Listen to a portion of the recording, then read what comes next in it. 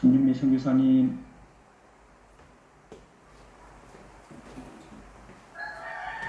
네, 연결이 잘 안 되는 것 같습니다. 제가 사회 보도록 하겠습니다.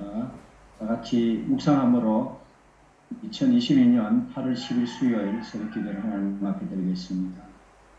하나님은 여기시니 예배하는 자가 신령과 진정으로 예배할지니라. 오늘 파라과이의 고강삼 선교사님 새벽 기도를 위해서 기도해 주시겠습니다. 여호와께 감사하라. 그는 선하시며 그 인자하심이 영원함이로다. 하나님 아버지, 이 시간 우리를 향한 주님의 구원하심과 사랑과 은총과 그 선하심을 저희들 마음을 다해 감사하며 주님께 찬송을 올립니다. 오늘 귀한 이 새선중 새벽 기도회를 우리에게 허락하시고 참으로 사모하며 모인 우리 모두에게 주님이신 은혜를 기대하며 다시 한번 감사를 드립니다. 저희들 참으로 예수 믿는 것만 해도 너무나 감사하고 감격스러운데 저희들을 목사로, 선교사로, 복음 전하는 자로 또 여러 모습으로 불러주신 우리 하나님께 다시 한번 감사를 드립니다.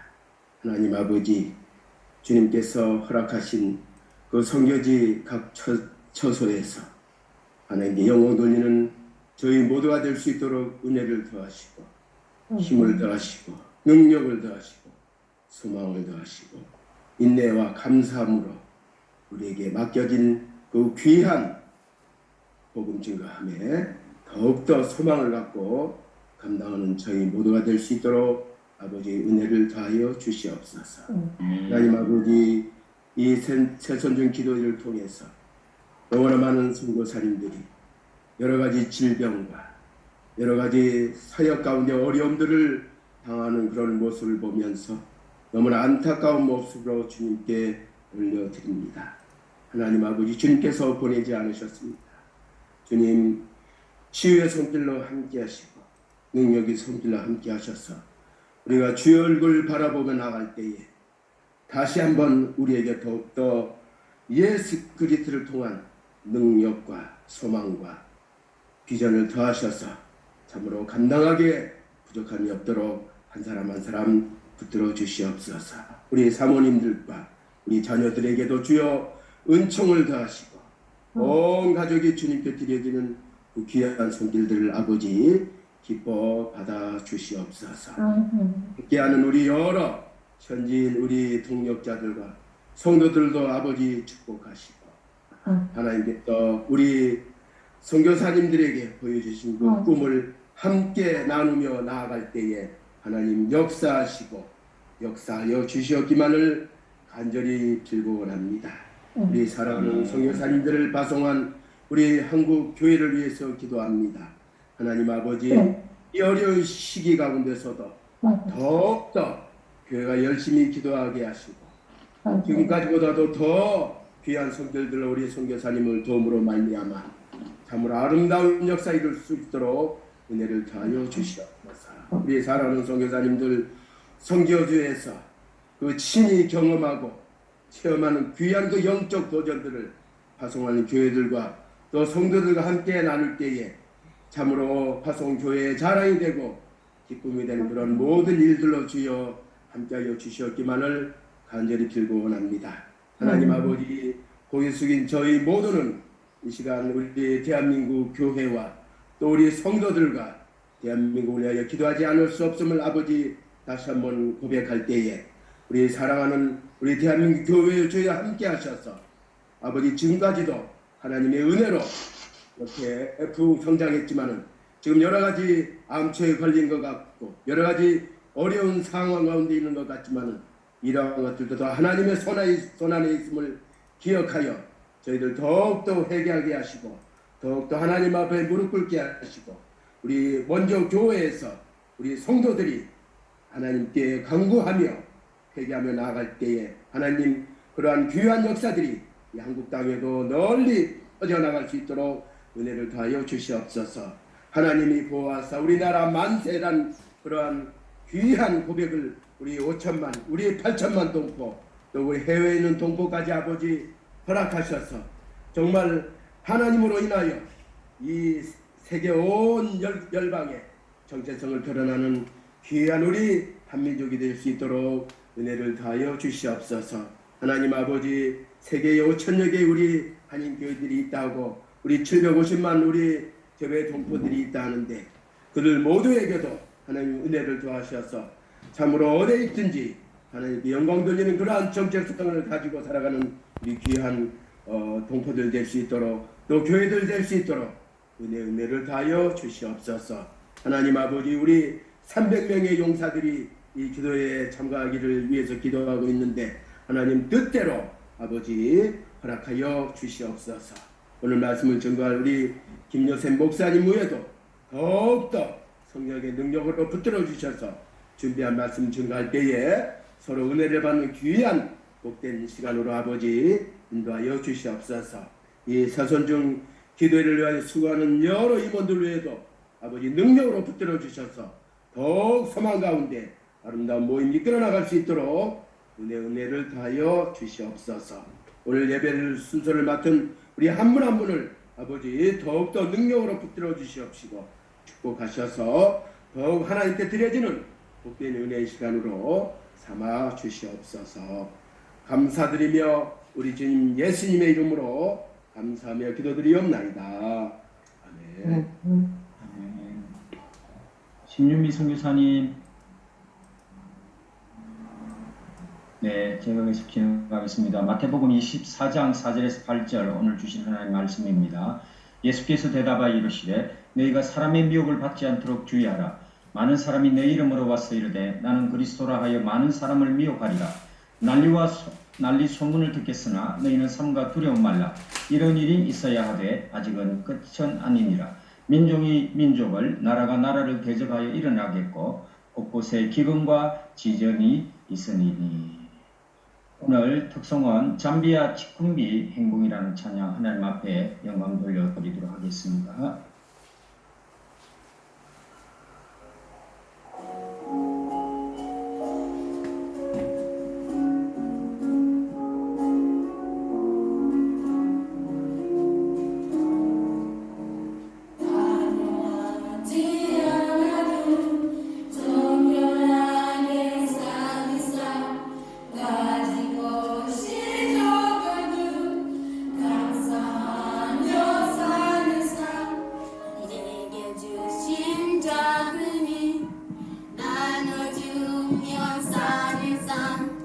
이것이 나의 삶의 행복이라오.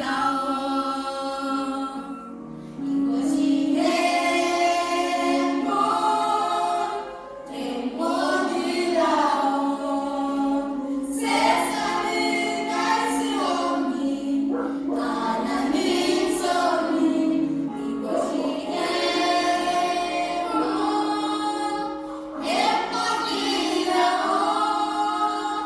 하나님의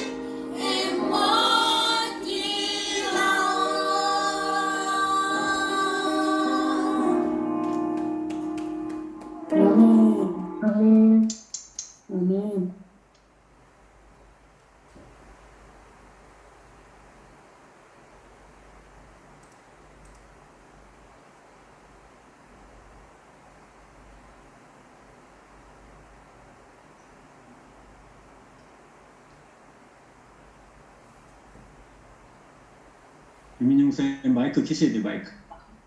네, 저는 마이크 켰고요. 네. 네, 우리 목사님 또 귀한 말씀을 전해주실 목사님, 김용세 목사님, 총회정보통신위원회 전문위원으로 통합처, 그리고 강의 경력은 한국장로신학대학원, 대전신학교, 미국 캘리포니아 신학대학원에서 근무하셨고요. 교회 행정정보와 한국영락교회, 노량진교회 등에서 수고하셨습니다. 현재수로는 예배, 영상예배와 멀티미디어 교육부에 5건이 있고, 현 미국 브라이더 교회 단 목사님으로 그리고 브라이더 TV 운영자로 수고하고 계십니다. 오늘 귀한 말씀 전해주실 때 큰 은혜 되시면 감사하겠습니다. 목사님 나와주십시오.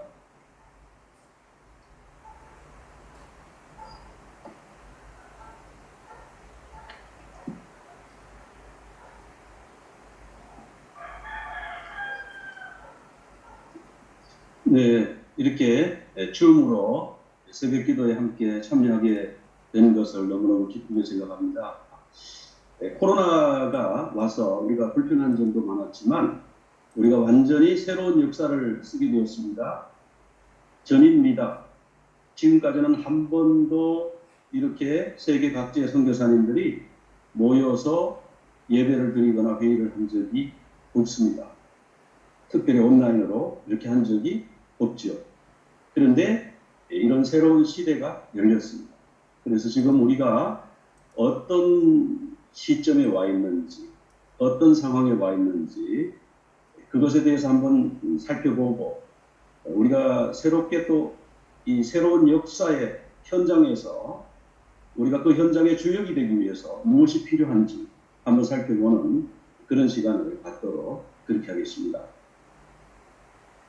지금 이 사진은 이 미국의 이 샘스 클럽이라든지 코스코, 우리 한국 사람들 이제 코스트코라고 그러는데 트 발음은 원래 묵음입니다. 나이프를 그나이프라고 안 하는 것처럼 이제 코스코 또는 카스코 이래야 되는데 언론에서든지 어디서 다 그냥 코스트코라 그래가지고 그 불편한 발음을 하시더라고요. 코스코 또는 샘스 클럽, 월마 이런 데 이제 매장에 이렇게 선반이 있어요. 그 선반에는 항상 물건이 꽉꽉 차 있습니다. 근데 코로나가 터지고 나서 제가 물건을 사러 여기를 갔는데요. 이런 상황에 아무것도 없어요. 빵 칸에 가니까 빵을 그 베이커리 코너가 있거든요. 거기도 아무것도 없어요. 휴지를 사려고 그러는데 휴지가 없어요. 한 달 동안 휴지를 살 수 없어요. 들어오긴 들어왔대요. 가면은 아침에 들어왔는데 벌써 나갔다고. 그 다음날 가면 누가 또 먼저 와서 또 가져갔다. 야, 이게 전쟁이 나면 이렇게 되겠나. 전쟁이 나도 이렇게 되진 않을 건데 그런 생각을 하게 됐습니다. 뭐 고기 칸도 텅텅 비어 있고요. 왼편이 이게 이제 냉장고 또는 냉동고인데 여기도 원래 물건이 꽉 차 있어야 정상이거든요. 거기도 텅텅 비어 있는 거예요. 야, 이 세상이 정말 새로운 시대가 왔구나. 마지막 시대로 달려가고 있구나. 그런 것을 실감했습니다. 우리가 이제 팬데믹이 지금 거의 끝났다라고 생각하는, 지금 실제로 끝나지 않았지만 우리가 하는 삶의 패턴을 보면 이제 그렇거든요. 특별히 미국 같은 경우에는 마스크 쓰는 사람이 없어요. 한인들은 좀 마스크 열심히 써요. 다른 인종들은요, 마스크 안 써요. 작년에 제가 라스베가스에 갔는데, 작년에는 코로나 한참 진행 중일 때 라스베가스의 그 뷔페 식당에 거기 아마 수백 명, 수천 명이 거기 와서 식사를 합니다. 줄을 서서 40분을 몇 줄로 서서 기다렸으니까요. 그런데 거기에 마스크 쓴 사람이 없어요. 그래서 제가 어떤 생각을 하면, 와, 여기는 미국 전역에서 사람들이 몰려오고 세계 사람들이 여기 몰려오는데 코로나가 여기서 퍼지면 전 세계로 퍼지겠다. 근데 전혀 대책을 안 세우고 하는 모습을 봤어요. 지금 우리 모습이 코로나가 다 끝난 것처럼 그렇게 생각하는데 어떻게 생각하세요? 팬데믹이 완전히 끝났을까요? 또 팬데믹이 끝났다고 할지라도 우리가 이번 팬데믹에서 교훈을 배우지를 못하면 다음에 이것보다 더 큰 파도가 몰려왔을 때 우리가 감당할 수 있을까요? 특별히 교회와 선교 현장이 감당할 수 있을까요? 네, 그것이 오늘 질문입니다. 주제입니다. 그 다음에 또 하나는 우리가 지금 메타버스 얘기가 굉장히 많은데 이 메타버스는 과연 무엇이냐? 뭐 자세하게는 못 다루지만 어디를 가고 있나? 그 정도까지만 좀 말씀을 나누겠습니다. 그리고 우리는 현재 상황에서 어떻게 해야 하는가 살펴보도록 그렇게 하겠습니다. 자, 오늘 말씀의 배경은 예수님이 감람산 위에 앉으셨어요. 근데 제자들이 조용히 와서 예수님에게 질문합니다. 좀 알려주세요. 언제 하나님의 성전이 돌 하나도 돌이 남지 아니하고 이런 일이 있겠습니까? 또 언제 주님이 재림하십니까? 세상 끝에는 어떤 징조가 있습니까? 예수님이요 크게 네 가지로 말씀하셨어요. 하나는 미혹이 있을 것이다. 첫째, 미혹이 있을 것이다. 둘째, 난리와 난리. 이 난리와 난리는요 전쟁입니다. 전쟁과 전쟁의 소문이 있을 것이다. 그러나 끝이 아닙니다. 그 다음에 세 번째로 기근과 지진이 있을 것이다. 누가복음에 가면은 그 기근과 지진을 조금 더 자세히 설명하셨는데요. 곳곳에 큰 지진과 기근과 전염병이 있겠고, 그리고 무서운 일이 뭐냐면 오베트론이라고 해서 이게 이제 테러더라고요. 전염병과 테러가 있을 것이다. 여러분 우리가 사는 시대에 징조하고 일치하는 점이 많지 않습니까? 근데 우리 주님이 이런 것들, 이런 네 가지 것들은 재난의 시작이다. 그렇게 말씀하셨어요. 우리말 성경에는 재난의 시작이라고, 킹제임스도 보면은 beginning of sorrow 이렇게 돼 있어요. 근데 원어를 보면 오딘 이렇게 돼 있어요. 그리고 이 헬라 말을 그 유대인 메시아닉 유대인들이 번역한 성경이 한 3권 정도 있는데 그 3권을 제가 다 살펴보니까 전부 헤블레이 마시아 또는 영어로 beginning of birth pain 또는 birth pangs 이렇게 번역을 하고 있습니다. 그리고 이러한 번역은요 NIV를 비롯한 영어 성경 수십 종류가 거의 대부분이 4분의 3 정도가 재난의 시작을 beginning of birth pangs 진통의 시작이다. 산고의 시작이다. 그렇게 번역을 하고 있습니다. 다만 우리 성경과 킹제임스 쪽이 킹제임스 계열 조금 일부가 이걸 뭐 사로라든지 뭐 이런 식으로 번역을 했어요. 그래서 제가 이걸 보면서 와 그러면은 여성이 아이를 낳을 때에 그 진통이 마지막 시대의 징조들과 너무 흡사하겠구나. 그런 말씀을 깨닫게 되었고요. 이 오딘이라고 하는 단어가 신약 성경에 4번 사용되는데 마가복음 13장에도 오딘의 시작이다. 그렇게 했고 사도행전 2장 24절에도 오딘, 이것은 고통, 산통과 같은 고통. 그럼 데살로니가전서 5장 3절에서는 분명하게 언급했어요. 해산의 고통. 이렇게 이제 설명을 하고 있습니다. 근데 이것은 이제 무슨 그래프냐 하면은 지진, 1935년부터 일어난 지진들, 특별히 진도가 5.0 이상인 것을 모아서 그래프로 그린 것인데, 산통 비슷하게 지금 산통이 이제 올라갔다가 내려갔다가 또 좀 쉬었다가 평안했다가 또 올라갔다가 고통이 또 내려갔다가 뭐 이렇게 계속 반복이 된다고 그래요. 그래서 강도가 세지고 빈도가 점점 많아지면 아기가 나올 때가 됐다. 이렇게 이제 알지 않습니까? 산모가 이제 알게 되는 거예요. 지금 지진 그래프를 보면요. 올라갔다가 내려갔다가 올라갔다가 내려갔다가 이렇게 산통처럼 돼 있어요. 그런데 그 강도는 어떻습니까? 점점 오른쪽으로 갈수록 위로 올라가고 있어요. 아, 이 지진이 산통하고 비슷하게 지금 일어나고 있구나. 그런 것을 이제 유추해 볼 수가 있겠습니다. 그럼 우리가 생각할 때 그러면 뭐 사람들이 그렇게 얘기해요. 아, 뭐 계시록에 이미 일곱 인이 떼줘야 되는데 아직 인이 안 떼졌다고 이런 말씀들을 하시는데 히브리서 1장 2절 말씀을 한번 보면요 좀 생각이 달라지실 수도 있다고 생각해요. 거기 보면은 이 모든 날의 마지막에는 아들을 통하여 우리에게 말씀하셨다 이렇게 나오거든요.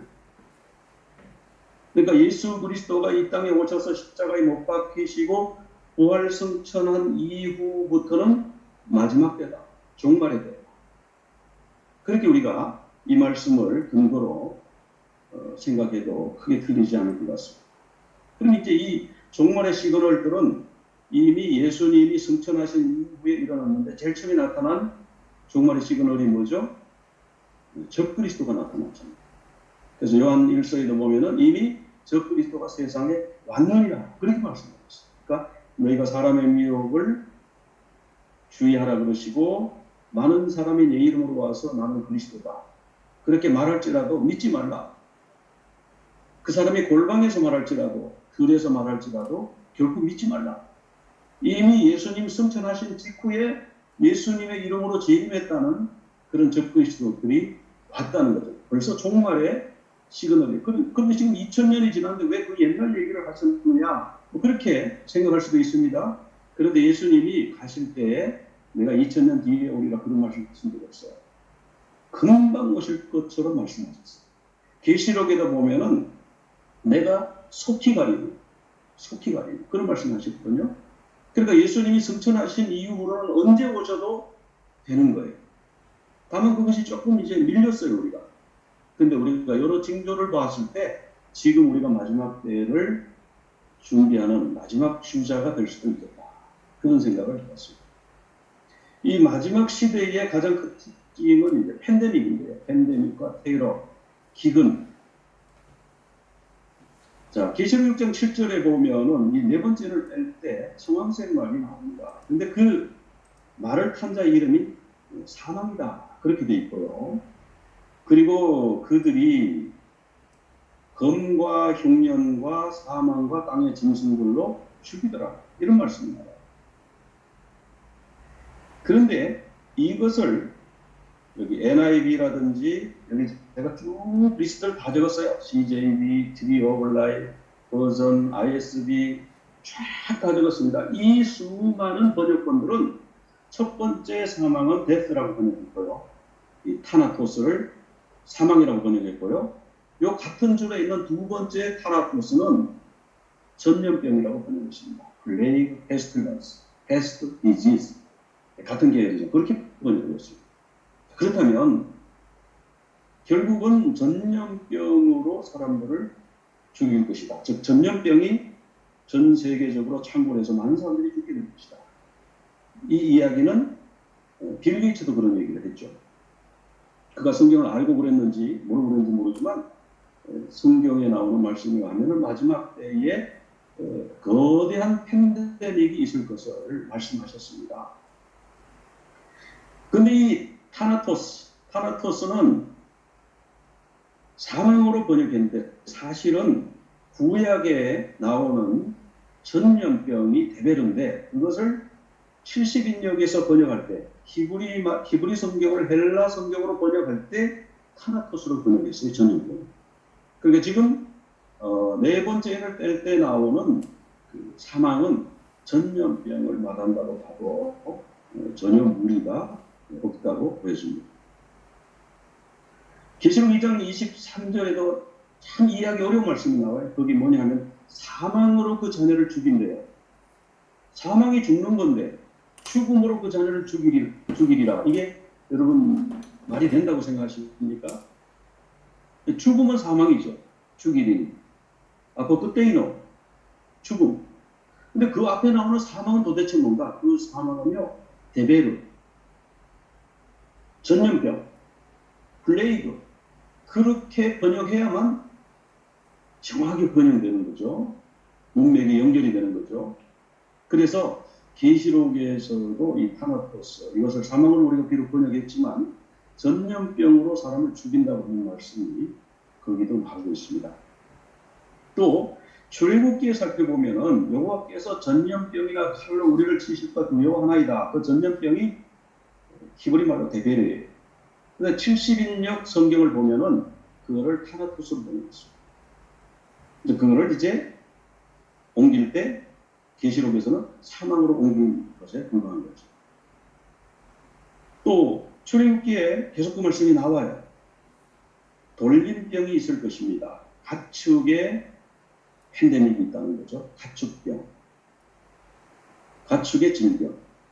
그런데 성경에는요, 사람에게 퍼지는 팬데믹, 가축에 퍼지는 팬데믹, 그리고 인수 공통 전염병에 대해서 말씀하고 있더라고요. 출애굽기 9장 9절에 보면은 애굽에 온 땅의 사람과 짐승에게, 사람과 짐승에게 인수 공통의 종기가 생깁니다. 요즘 그 몽키박스, 원숭이 두창이 바로 이런 거 아닙니까? 악성 종기죠. 그런데 그 악성 종기가 원숭이에게도 생기고 사람에게도 생기고. 이 돌림병이 퍼진다. 그런 말씀을 하고 있잖아요. 그래서 이 돌림병, 뭐 이런 거 다 이제 대별인데, 신약에 오면, 특히 70인역에서는 이 구약 성경의 이 단어를 타나토스라. 그렇게 번역하고 있는 것을 봅니다. 우리가 뭐 흑사병의 역사라든지 이런 건 너무 잘 아니까요. 한 1700년대까지 한 100여 차례 이 흑사병이 팬데믹으로 유행했는데 유럽 인구의 거의 절반까지 죽었다는 통계도 있어요. 30에서 50% 그러는데 이걸 누가 정확하게 통계를 낼 수 있겠습니까? 그런데 저는 50%가 더 맞는 것 같아요. 왜냐하면은 그 패스트로 죽었다고 하는 것을 그 사람이 패스트라고 하는 것이 밝혀지기 전에는 왜 죽은지 원인 불명이 죽은 것일 거 아니에요. 그런 걸 더 하게 되면 50%까지 될 수가 있다. 그래서 유럽 인구의 3분의 1 내지 2분의 1 정도가 이 팬데믹으로 죽었습니다. 그 다음에 이 신대륙, 이 아메리카 대륙에는 어떻게 이 아메리카 대륙의 아즈텍 제국이 멸망했느냐 살펴보니까 스페인 군대가요, 그 천년두에 걸린 흑인 노예를 그 사람들과 접촉을 시켜가지고 그 2년 만에요, 인구가, 아즈텍 제국의 인구가 2,500만이었고요. 엄청나게 수가 많은, 지금도 2,500만이면 큰 나라 아닙니까? 그 아주 큰 나라였어요. 그런데 2년 만에 인구가 160만으로 줄었어요. 그리고 드디어 2년 만에 아즈텍 제국이 소멸했다고 합니다. 그러니까 이 팬데믹은 이 정도의 그 위력입니다. 그 다음에 이제 그 잉카 제국은 누가 멸망시켰냐? 영국군이 멸망을 시켰는데 이것도 뭐 칼로 활로 한 게 아니고요. 이 천년두가 묻은 그 천년두 환자가 덮었던 그 담요, 천년두 뭐 고름이라든지 이런 것을 그 담요에 둘둘 말아 뭉쳐가지고 그런 거를 이제 그 들여보낸 거예요, 우리가 잉카 제국이. 그렇게 해서 결국은 잉카 제국도 천년두로 멸망을 했습니다. 이쪽 아메리카 대륙에는 천년두에 대한 면역이 있었다고 합니다. 자, 1980년도에 이 천년두가 없어졌다고 그러는데 정말 없어졌는지 이거는 의문입니다. 하나님만이 아세요. 근데 요즘 이제 이슈가 되는 게 코로나 바이러스인데 이 코로나도 몇 번 크게 한번 발병을 했어요. 원래 이거는 이제 우리 몸속에 있는 아주 유순한 바이러스래요. 그냥 감기 며칠, 그냥 일주일 이내에 낫고 2, 3일 만에 낫고 그런 바이러스인데 어떻게 돼서 이 코로나 바이러스가 이제 화가 나서 사람들을 공격하기 시작하는데 처음에는 이제 사스라는 이름으로 그게 이제 퍼졌죠. 그래서 급성 뭐 호흡기 증후군 뭐 이렇게 우리말로 하고 그런데 이게 같은 코로나 바이러스라고. 근데 이게 중국에서 발병을 했는데 초기에 중국에서 이걸 은폐했대요. 그런데 이 병이요 우리 한국에도 들어갔었죠. 그래서 그때 뭐 그 코호토 병동 만들고 뭐 한국에서 방역 그 시스템을 잘 갖추게 된 게 바로 사스가 한번 지나갔어요. 그런데 이 사스가요 갑자기 사라졌어요. 1년 만에. 자, 이거는 하나님이 한번 맛배기를 보여주신 거예요. 앞으로 이런 질병 나온다. 너희들 준비해라. 특별히 누구 보고 준비하라 그럴까요? 믿는 자들아 준비해라. 믿는 자들아 준비해라. 그런데 조금 있다가 또 메르스가 나왔어요. 메르스는요, 이 굉장히 무서운 병이잖아요. 치명률이 35%까지 보더라고요. 그러니까 10명이 메르스 걸리면 4명이 죽는다. 근데 이 메르스도요, 쫙 퍼지다가 그냥 지금 사라졌어요. 사라졌는데 이거는 어디에 아직 남아있냐 하면은 중동의 나파 상태에 남아있다. 얘네들이 언제든지 나오려면 나올 수 있는 거죠, 지금. 사스도 언제든지 나올 수 있는 거죠. 사라졌는데 정말 완전히 사라진 건지 어디에 잠복해 있는 건지 그건 아무도 모르잖아요. 사스가 치명률이 10%예요. 메르스가요 치명률이 35%. 그러다가 2019년도 연말에 이제 코비드-19이 나왔지 않습니까? 그래서 우리 미국에서는 2020년도 3월에 이제 모든 것을 락다운을 시켰어요. 생필품 가게, 그러니까 그로서리 가게하고 주유소하고 뭐 이런 거 외에는 전부 락다운하고 교회는 락다운 정도가 아니라 셧다운, 교회는 셧다운을 시켜버렸어요. 그래서 그때 뭔가 이제 바꿔야 되는데 우리가 이제 예배도 온라인으로 가야 되고 이제 뭘 다 바꿔야 되는데 뭐 어떤 분들은 또 그래요. 4월 되면 괜찮아진대. 4월 되면 괜찮아진대. 그렇게 낙관론을 갖고 있는 분들이 목사님들 중에 계시더라고요. 또 어떤 분들은 저에게 뭐 지금 엄청난 렌트비를 내고 있고 이 건축에 얼마만 들어가고 있는데 이걸 언제까지 해야 되느냐. 그래서 제가 그랬어요. 제가 아니 그 목회에 대해서 뭐라고 할 수는 없고 제가 질문 한 가지 드리겠습니다. 그때가 7월쯤이었어요. 2000년도 7월. 목사님, 8월에 이 코비드가 없어질까요? 아닐 것 같다고 했어요. 그러면 크리스마스 때 없어질까요? 그때도 아닐 것 같아요. 그러면 내년 연말에는요? 그때도 아닐 것 같아요. 그러면 목사님 제 결론 났습니다. 그럼 목사님 결정하십시오. 저는 거기에 대해서 가타부타 어떤 것도 제가 말할 자격이 없습니다. 제가 질문을 드린 그 질문을 가지고 결정하십시오. 그렇게 말씀드린 적이 있어요. 그래서 이제는 뭔가 목회 환경이라든가 목회 패러다임, 목회에 대한 생각 이런 것이 다 바뀌는 시대가 왔다. 그런 것을 이제 알게 되겠고요. 그러면 이제 이 원숭이 두창, 지금 이 원숭이 두창이 커지고 있잖아요. 근데 이게 이제 특정 계층에게 생긴다는 걸 여러분 다 아실 거예요. 뭐 95%인가 99%가 특정 계층에 이 원숭이 두창이 퍼져나간대요.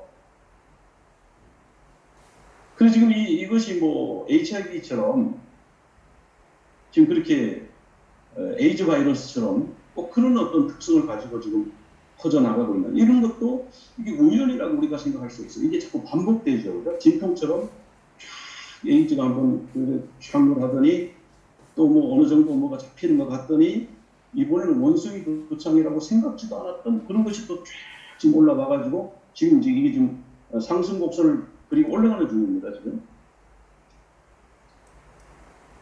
그래서 이제 뭐 그런 얘기를 하지 말자. 언론에서 어떤 특정 계층에서 이런 일이 있다고 하지 말자. 그러면 차별이 되니까 하지 말자. 그래가지고 지금 쉬쉬쉬쉬 해요. 쉬쉬쉬 함으로써 오히려 사태가 더 커질 수도 있고 또 그런 특정 계층을 지명해서 막 말함으로써 또 그분들이 또 이렇게 검사하는 거, 진단하는 거를 기피해서 이렇게 사태가 확산될 수도 있습니다. 어쨌든 지금 굉장히 애매한 상태에 있다. 이게 점점 퍼지고 있는 상태에 있다. 코로나가 어느 정도 독성이 약해졌다 그러지만 언제 이 독성이 또 세지려는 건 아무도 모릅니다. 그건 누구한테 물어봐도 대답할 수 없어요. 하나님만이 아십니다. 이게 이제 마지막 시대, 우리가 마지막 시대 진통이 시작됐기 때문에 이와 같은 일이 있다라고 이제 그렇게 진단을 하고 싶습니다. 빌 게이츠가 뭐 그런 얘기했어요. 아마 한 10억 명쯤 죽일 수도 있는 유일한 것은 바로 팬데믹이다.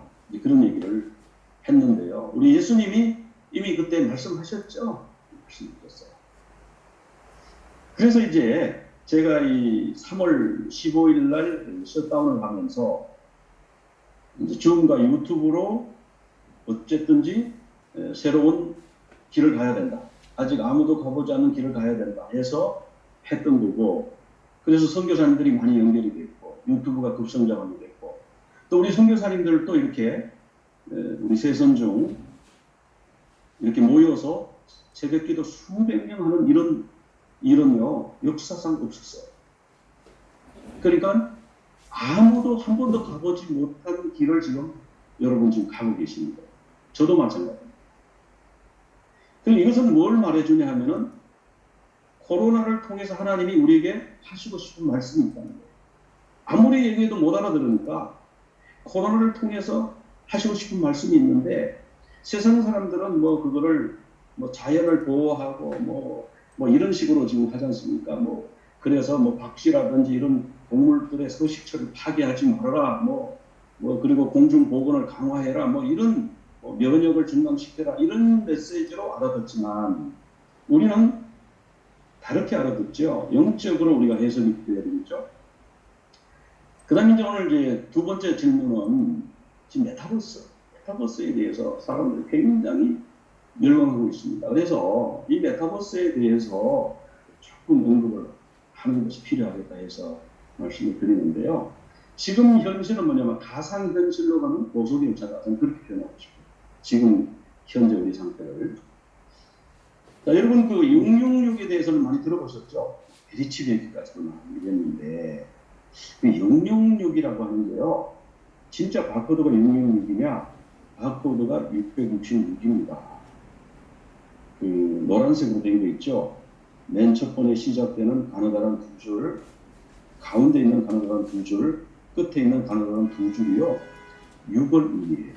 그래서 666이 맞습니다. 그러면 이 바코드가 없으면 매매를 못하는 거 맞아요. 그러니까 사람들이 막 이러는데 근데 이 666은요. 뭐하고 연결해야 되냐면 예배하고 연결이 되어 있습니다. 사탄을 숭배하는 거하고 연결이 되어 있어요. 그러니까 지금 이 바코드를 겉으로는 666이지만 영적으로 이걸 666이라고 아직 할 수 있는